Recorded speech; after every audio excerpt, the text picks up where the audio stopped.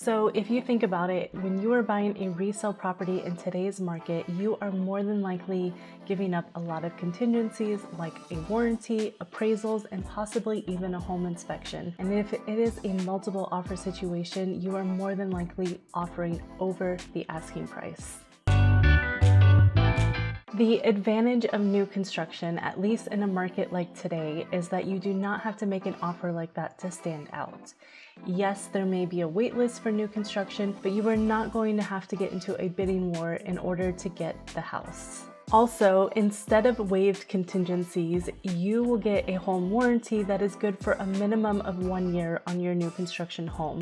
So that right there puts you in a better position as a buyer. But it is not all positive when purchasing a new construction home. In fact, it is quite a bumpy ride, and there are a lot of negative and frustrating things that you need to know about, even if you are purchasing an inventory home that is almost complete.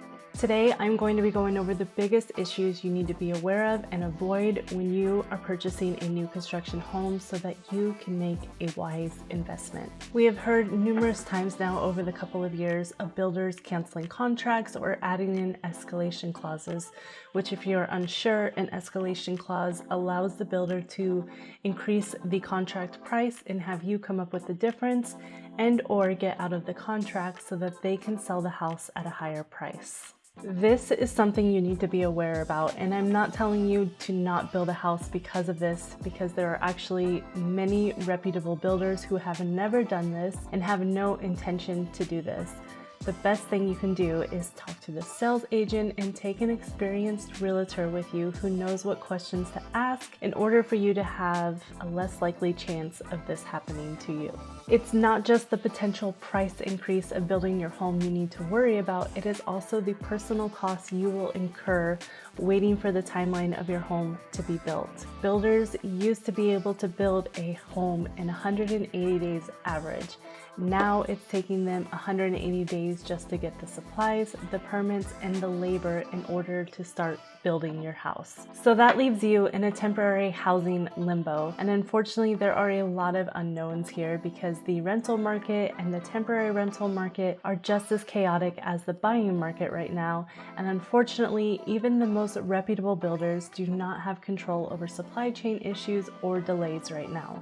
Most of the time, the builders are trying to get the supplies and get the house done.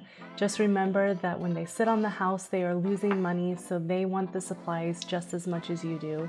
My advice is to have a plan A, B, and C when it comes to temporary housing, and just be prepared as you go into the build process that there probably will be some delays. Again, do your research and ask the right questions. A lot of builders have gone to building inventory-only homes or having lot restrictions, and a lot of this has to do with avoiding very long delays and to ensure that they have the materials and the pricing correct before promising you a home.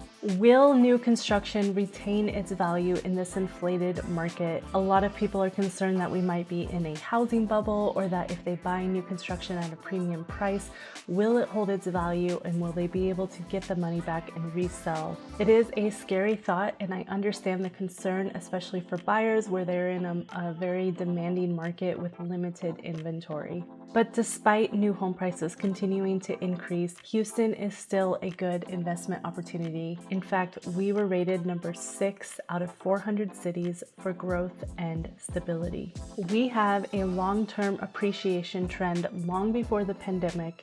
Since 1997, we have had a 221% value increase with a 0% value loss during a 5-year period, according to Smart Asset. So yes, new homes will be more expensive than resale, given that it is a brand new home, it is energy efficient, it has warranties, it may have been customized to you, and something to keep in mind is that builders are aware that the market is continuing to increase and they price accordingly, knowing that this new home probably will not sell for at least a few more months at the time of listing it. And honestly, in the last year, my buyers are happy that they bought when they did, when they see the base price of their floor plan increase $5,000 to $30,000 every couple of weeks. We are not in a market that is going to slow down this year. Transparency when building. A very valid concern a lot of buyers have is if the builder is cutting corners to save money or time between labor shortages and housing demand and material shortages. You have to wonder if you are paying a ton of money for a crap house. And the answer is maybe.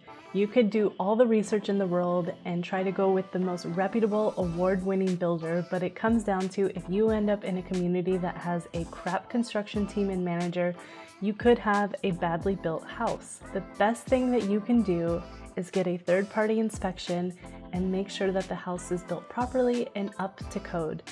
Bonus points if you can get one during the phases of construction so that you can see the house from the inside out. Now, I just want to make something very clear about home inspections, especially with new construction.